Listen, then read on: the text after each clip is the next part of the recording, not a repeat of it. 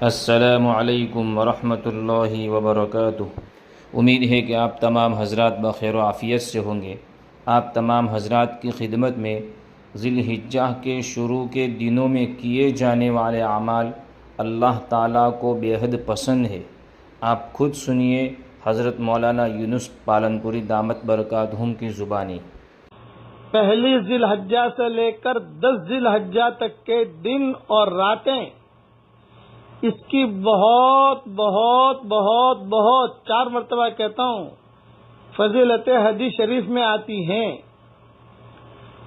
حضور صلی اللہ علیہ وسلم نے فرمایا، عبداللہ ابن عباس رضی اللہ تعالیٰ عنہ کی روایت ہے کہ حضور صلی اللہ علیہ وسلم نے ارشاد فرمایا کہ دنوں میں سے کسی دن میں بھی بندہ کے نیک اعمال اللہ تعالی کو اتنے محبوب نہیں جتنے کہ ان دنوں میں، یعنی پہلی ذی الحجہ سے لے کر 10 ذی الحجہ تک کے جو اعمال ہیں وہ اللہ تعالیٰ کو بہت پسند ہے، اس میں عبادت اللہ کو بہت پسند ہے۔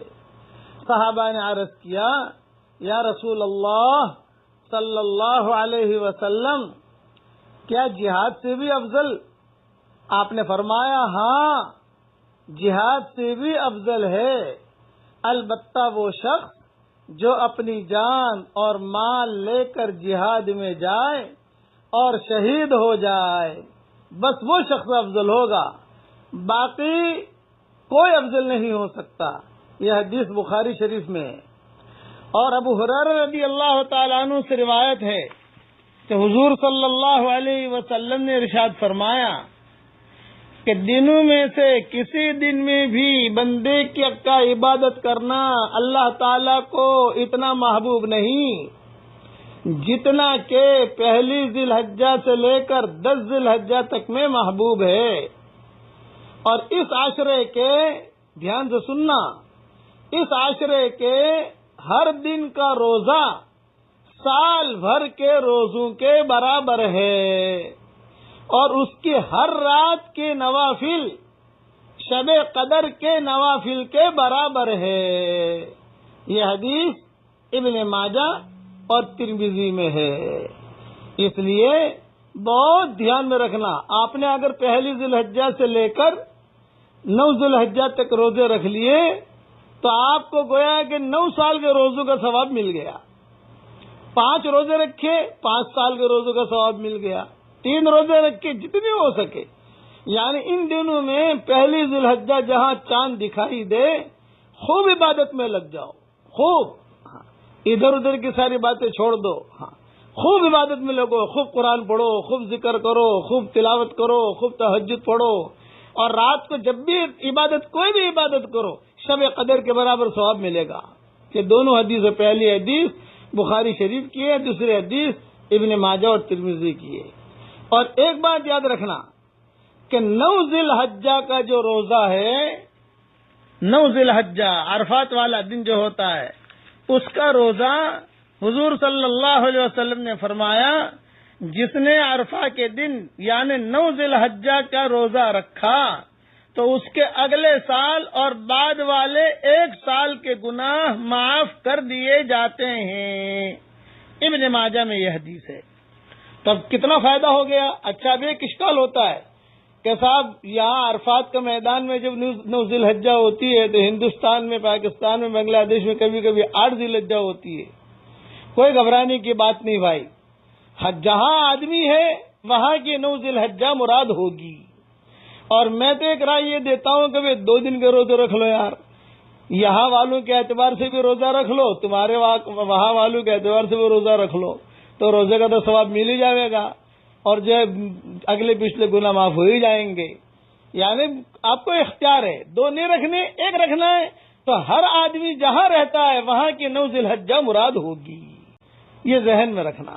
اور اگر دونوں جگہ کا آپ اگر یہ کر لیتے ہیں کہ بھی عرفات والا دن جو ہے یہاں حاجیوں کے لیے 9 ذی الحجہ ہے، اس اعتبار سے بھی روزہ رکھ لیا، اور آپ کے یہاں 9 ذی الحجہ آوے اس اعتبار سے بھی روزہ رکھ لو۔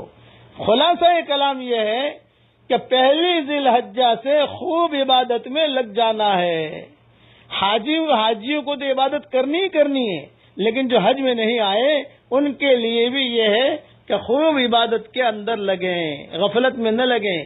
بکرے خرید رہے ہیں، یہ خرید رہے ہیں، ٹھیک ہے بکرا تو آ جائے گا، لیکن یہ کہ بھئی عبادت، رات کی عبادت شب قدر کے برابر ہے، یاد رکھنا، اور ایک دن کا روزہ 1 سال کے روزے کے برابر ہے۔ میں نے کئی لوگوں کو دیکھا، وہ آ کر مجھے کہتے ہیں کہ مولوی صاحب جب سے یہ ہم نے حدیث سنی، مولوی صاحب میرے تو 5 روزے رکھے، 5 سال کے روزوں کے برابر مجھے تو ثواب مل گیا۔ کتنی بڑی فضیلت ہے، مرنے کے بعد ان نیکیوں کی قدر ہوگی۔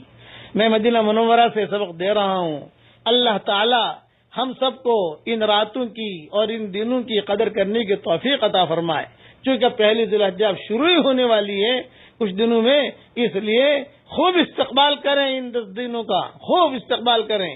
والفجر ولیال عشر، ان 10 راتوں کی تو اللہ نے قسم کھائی ہے، یاد رکھنا، یعنی والفجر ولیال عشر، ان 10 راتوں کی تو اللہ نے قسم کھائی ہے۔ کوئی اونچی راتیں ہیں، اس کے لیے تو اللہ قسم کھا رہا ہے، اس لیے اس کا خوب اہتمام کرنا۔ اللہ تعالی ہم سب کو عمل کرنے کی توفیق عطا فرمائے، آمین آمین۔ مدینہ منورہ سے دعا دے رہا ہوں کہ اللہ تعالیٰ مسلمانوں کی اس امت کو اے اللہ ظالم اور مظلوم بننے سے بچا لے، اس امت کو ظالم اور مظلوم بننے سے بچا لے، اس امت کو ظالم اور مظلوم بننے سے بچا لے، آمین۔ والسلام علیکم ورحمۃ اللہ وبرکاتہ، وآخر دعوانا ان الحمد للہ رب العالمین۔ ایسے ہی مزید ویڈیو دیکھنے کے لیے آپ ہماری چینل نورانی باتیں کو سبسکرائب کریں، لائک کریں، تاکہ ویڈیو اپلوڈ ہوتے ہی سب سے پہلے نوٹیفیکیشن آپ کو مل جاوے، اور اس ویڈیو کو اپنے دوستوں میں شیئر کرنا نہ بھولیں۔